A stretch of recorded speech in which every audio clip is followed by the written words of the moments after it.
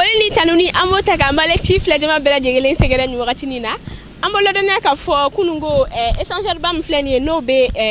misabugu sira fara la précisément jili majora ko ni chamachara la a inauguration kera anga premier ministre fe no shugal ko kala maiga nga ko na la ansera ye ma ko ni ma me fe ko nyini nga ko wakilina ta don u yela ko ni fele mu ni échanger ko ina échanger njoli ay na fa jumede la suma kalore na ka fo fana ko Amadou Toumani Touré no ye Mali président ko ala ka hinala ka de rosma kabini ale tume fangala tuma mina ni projet ko ni tume sena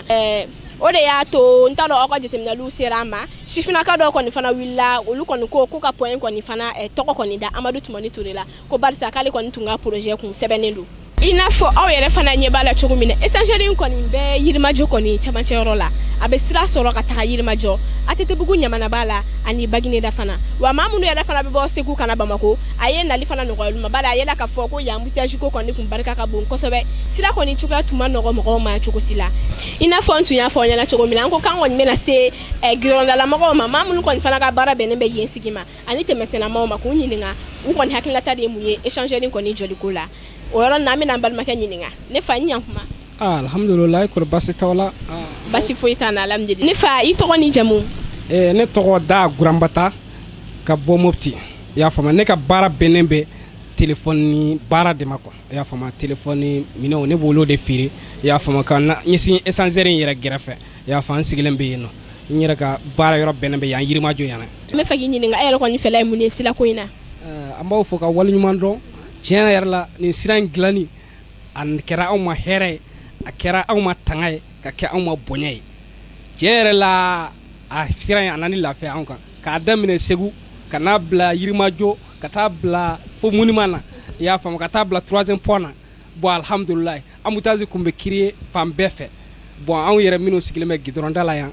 la fe fo kontawni ya fama mo yere kumbe don anka anga mino yere kanko ya fama ina fo siraba kasaraw kun ka cha awati ya fa mais depuis ni siran essentiel njora angon bi ko nambe alafu alhamdulillah ya fa Allah fera ko na sisa ya fa donc ambe min fo transition mo goy uni choni baraji parce que trois fait essentiel a jora uluka wati de la ya fa akoni projet kumbi ya mena mais sisa la Allah wala la quoi ambi transition mo go fo kosobe uni bara uni cesiri alaka demeke alaka ukala nyinu to sabate hali bi awon ci aw fana awon ci awon baraji alaka usra alaka anto nyawani merci beaucoup malma keni nyamma ama sumo ko bi ito ko ni jamu bon to ko jagar jakuni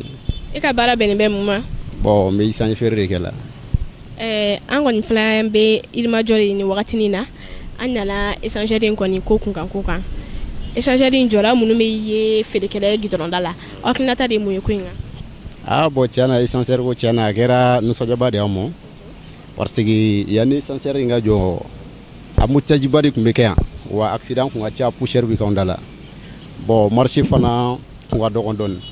mais pour le moment tiana ça va pusher do gora mutaji do gora bon accident vraiment au fana do gora ajoli na famba de keram oy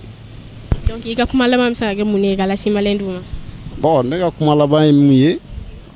ma fo mal nyama ko doron u ka continuer ka nyona chamanke